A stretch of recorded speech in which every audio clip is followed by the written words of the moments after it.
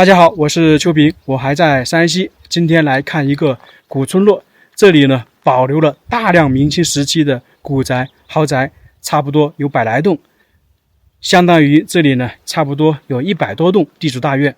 不过有点可惜的就是这些豪宅基本上都废弃了，这里呢已经算是一个无人村了。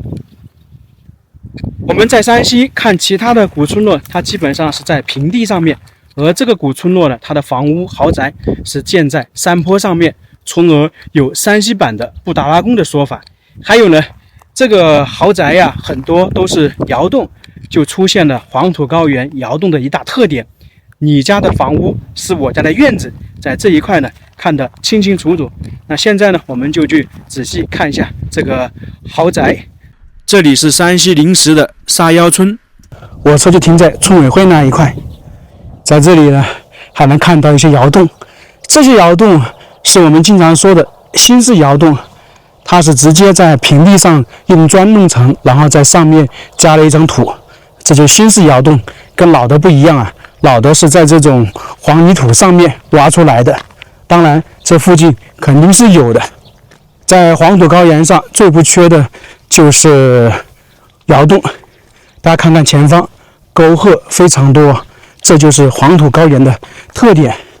在前方我们也看到这种黄土呢，全部弄成阶梯式的农田，估计过一段时间就要种植东西了。我们中国的老百姓确实是厉害呀，你不管走到哪个地方，大山也好，还是其他地方也好，只要是能种植的东西都会开垦出来。你像黄土高原、贵州的喀斯特地貌、太行山，大家都会把那个开垦出来，用来种植东西。来到这里，我想到一句话：面朝黄土背朝天，可能说的就是黄土高原。确实是啊，如果在这里种植的话，大家应该能想象得出来。可能现在很多人城市的人没有种过地啊，我是农村的，小时候我们也会去农田里面帮忙干活，你像插秧啊，或者收稻谷的时候。我们要看的古村落、古房子就在这一块。我还没走到里面呢，在外表这边已经看得出来，很多都已经倒塌了。我们先从下面往上看，因为整个这个村落的古房子都在一个山坡上面。我们从这边一路往上看吧，都是一些窑洞啊。通过这边上去，应该能够看得明显一些，能够近距离的看到100年古宅。我们现在开始来看一下这些房屋，一看就有年代感了。在这一块还能看到烟囱，就是说它里面也是有炕的。那这一块也是一栋，先来看一下。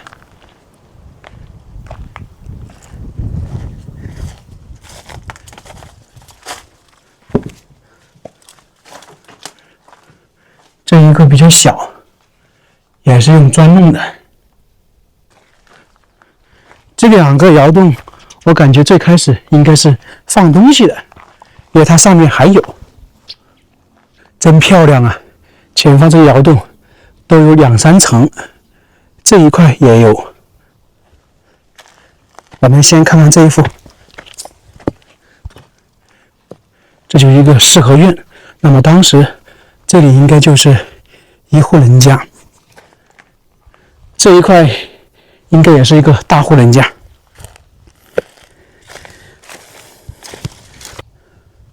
这是大门，以前这一块也是一个四合院形式，然后是2层的布局。我现在站在这个位置，以前也是厢房对称的嘛。往前走，倒塌比较厉害呀。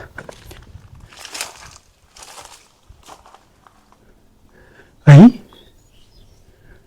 这个2楼怎么上去呢？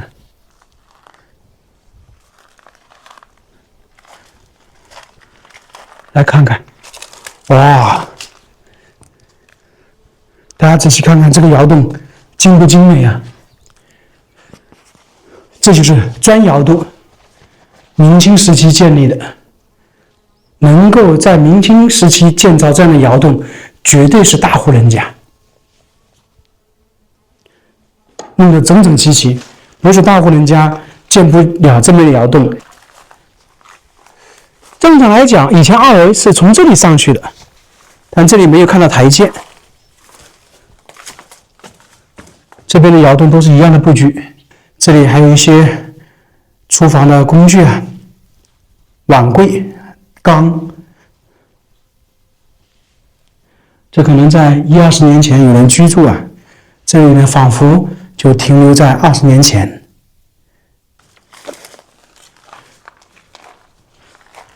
它这边的房屋每个院落啊都有雕刻的，这一块已经被毁掉了。你看旁边那个门那里也是有很多雕刻的，还挺漂亮的，都是大户人家呀。通过这边上去看一下，黄土高原就是干燥啊。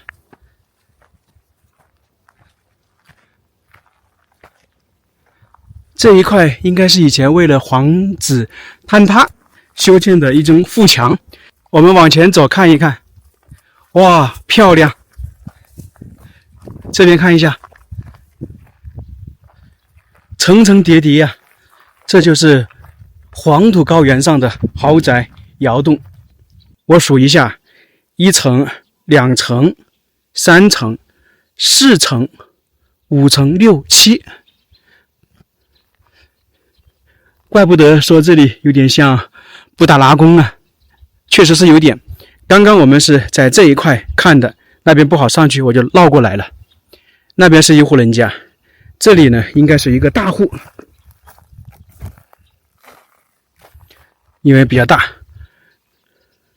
然后这一块应该是跟下面一体的，就是等于他们这个家有2层窑洞。我看了一下，这里的窑洞基本上都是2层，你包括这一块都是啊，全部是2层，那就是一户人家都是2层，3层都没有看到。那么在这一块呢，我们就来说一下什么是你家的屋顶，是我家的院子，在这里就看得比较清晰。你看啊，这一块是不是几个窑洞？它上面是平的。假如说它这个窑洞往里面深10米，那这一块呢是5米，继续往里面深5米呢，就到了这户人家的院子里面了。这就是你家的屋顶，是这一家的院子。它这个既是院子，也是通道，这就是黄土高原的特色啊。刚刚我们说的屋顶和院落，通过航拍也看得比较清楚。像这一块都是，上面那里看到有一条通道，下面呢就是窑洞，那等于这条通道是在屋顶。再往里面一点呢，就是上一户人家的院落。整个这一块全部都是如此啊。你包括现在我们走的这个下面也是窑洞。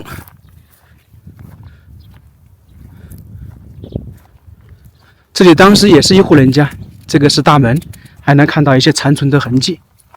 你像这个下面本身就是窑洞，只是说现在倒塌了。那这个我们现在等于是在窑洞的上方，我们去刚才说的那一户人家看一看，那边进去，这也是一户人家。那么当时这个村落财富应该挺高的。你想一想，他这么多豪宅，就基本上全村都算是财力比较雄厚的。这里以前也是有2层的，后面可能拆掉了。这里都是人们生活的痕迹。你看这院落里面杂树杂草特别多，都把路口完全挡住了。那这一栋我们就不看了，去看一下那个保存的比较完整的，真的可以称得上是残垣断壁，破败不堪，很多都倒塌了。这就是长期没有人住的后果。这一户人家的东西保存的比较完整，你看这个大门都有雕刻在上面，保留下来了。这个石头历史也比较久了。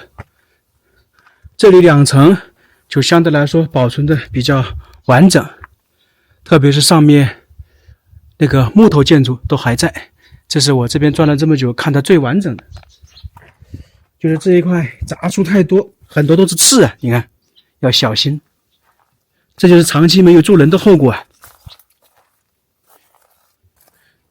往这边往里面走走，哇塞，哎呀，你看，太多以前生活的痕迹。哇，这里面保存的很完整啊！在门口有一个烧炉子的，这里面很凉快。这完全是人生活过的痕迹在这里。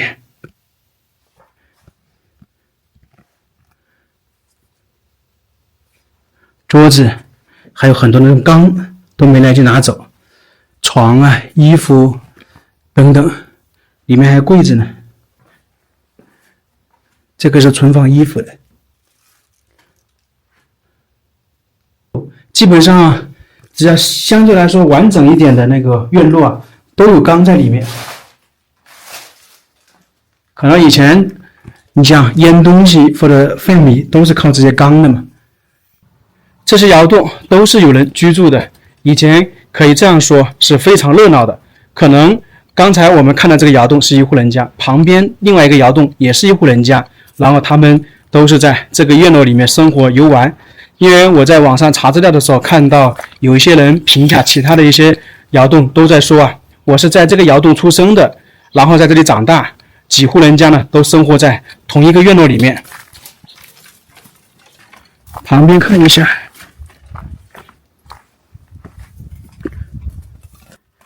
哇，这个窑洞也挺干净的，和旁边一样，都是经过粉刷，并且呢，看起来还挺新的，里面还算是干净。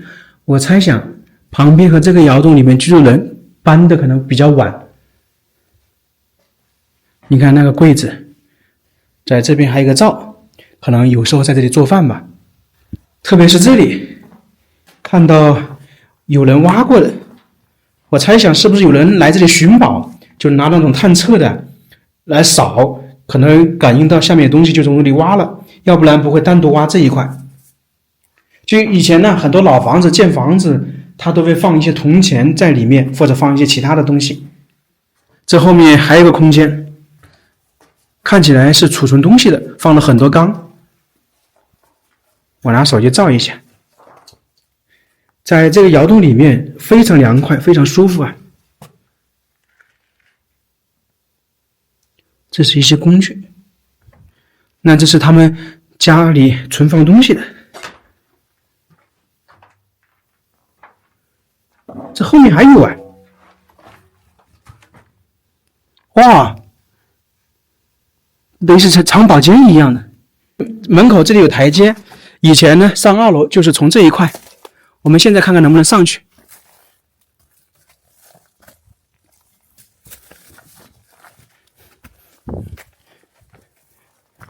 哦，可以。这2楼弄不好是那些千金大小姐居住的，一般都是这样啊。哇，这个保存的很好啊。这边是3个窑洞。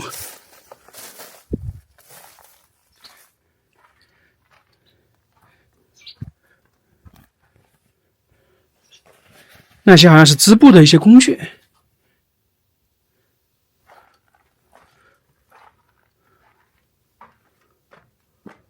后面其实还有的。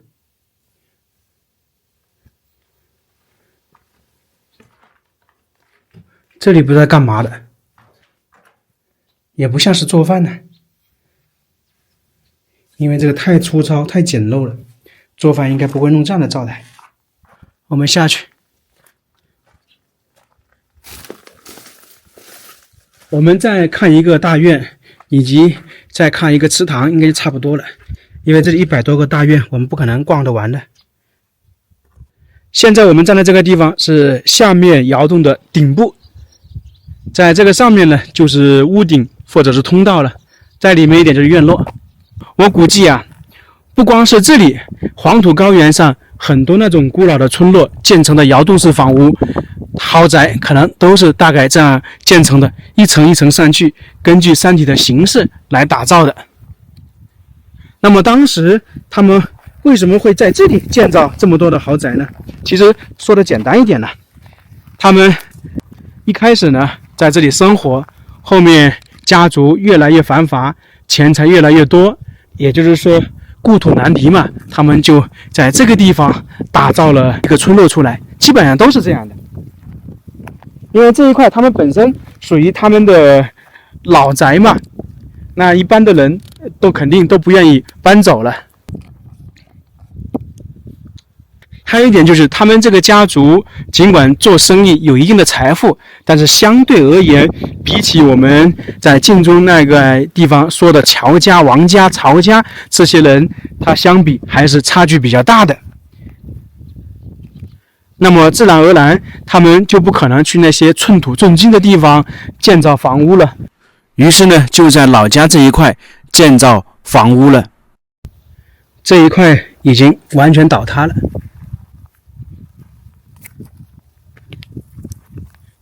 我们仔细看一下，它这个窑洞上层结构还是挺复杂的，砖和泥土混合的。这一块呢算是第3层，我们现在继续往顶部走一走，在上面找一个院落看就差不多了。以前这个村落如果住满了人的时候，这里每天是人来人往，很多人居住的。在这一块又发现一个院落，保存的相对来说完整。以前有字的被人弄走了，抠走了，这应该是砖雕镶在上面的。这里的房屋有一个特点，就是跟我们之前在晋中那里看到的有点不一样，好像没怎么看到造壁。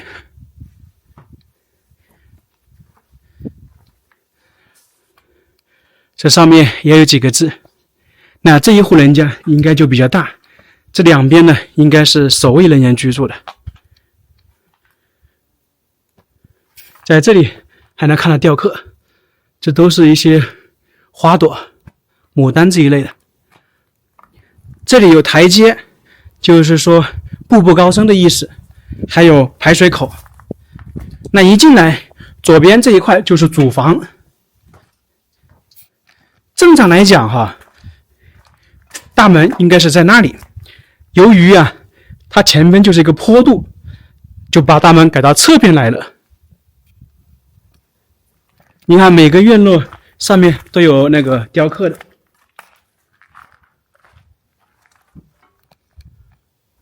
来其中一个房间看一下，哇，这里也有很多人来挖过。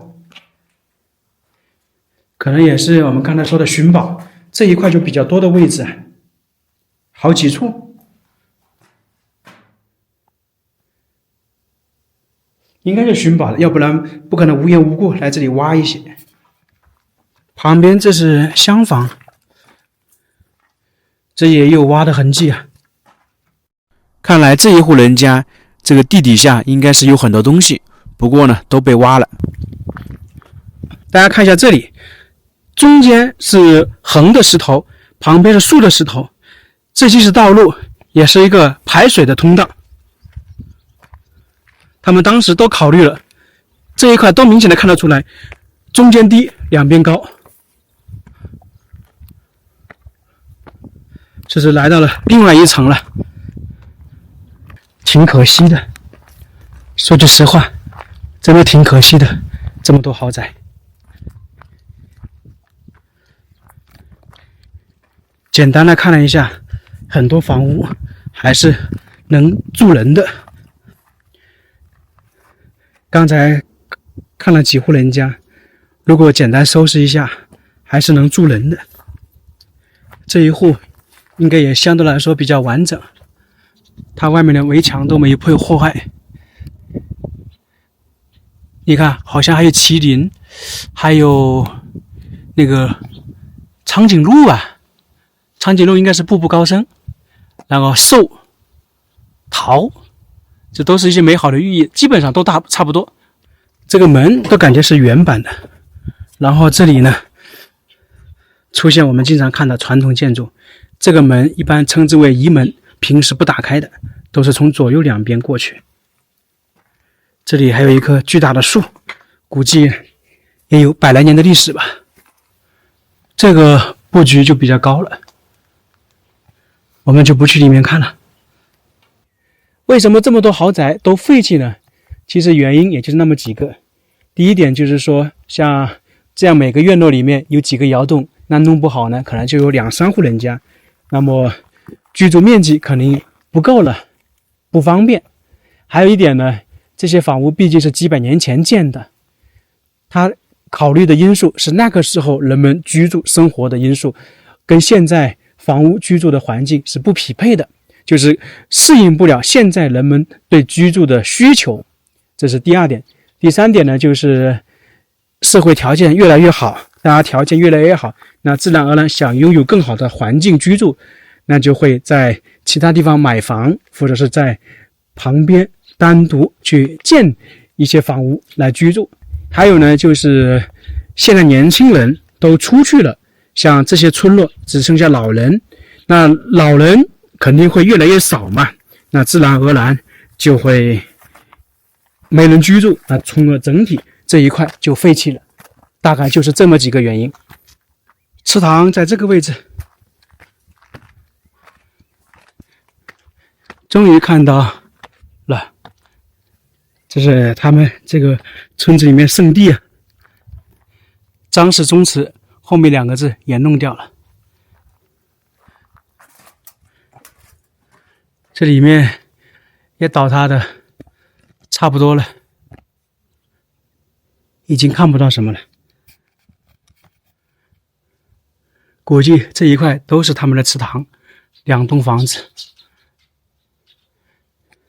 大家可以看到这一块的房屋跟我们之前看的不一样，下面是窑洞，上面呢就是一个个小房间，那么很可能是他们摆放祖宗牌位的。这么多大院被废去了，确实挺可惜的。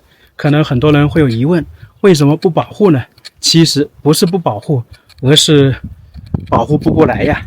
你像山西这边土地上面这样明清的大院太多了，可能数都数不过来，你不管走到哪个村落都有。你想这里100多栋，那其他村落可能也有几十栋，而且呢山西古村的又多，那你怎么去保护？数量太多了，这是一点。还有呢，你就算把这些全部修缮，这里100多栋，其他地方也有。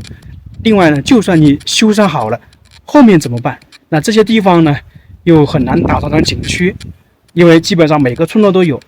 那你修缮好了，后面怎么办？毕竟你修缮好了，后面还是要有人维护的。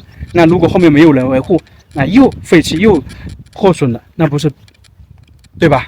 这个并不是说不保护，而是顾不过来。你可能在南方那个其他省，一个地方有这样的古村落，这样的豪宅，那肯定会打造成景区。而在山西太多了。我们今天这里看的是一个古村落，在旁边不远呢，又有可能过几年我还会去那个地方呢，也有差不多上百栋的这个古宅，就是这个原因。地上文物看山西确实是名副其实，就像我们经常说的，在山西明清的古建筑真的不稀奇，走到哪里都有。这些房屋如果修缮一下是可以居住的，假如说是你愿不愿意来这些地方居住，或者说白送你一套，要不要？那这些雕梁画栋富丽堂皇的明清豪宅我们就差不多看完了，大家有兴趣的话也可以来这边看一看。那今天这个视频就到这里了，非常感谢大家，我们下个视频再见。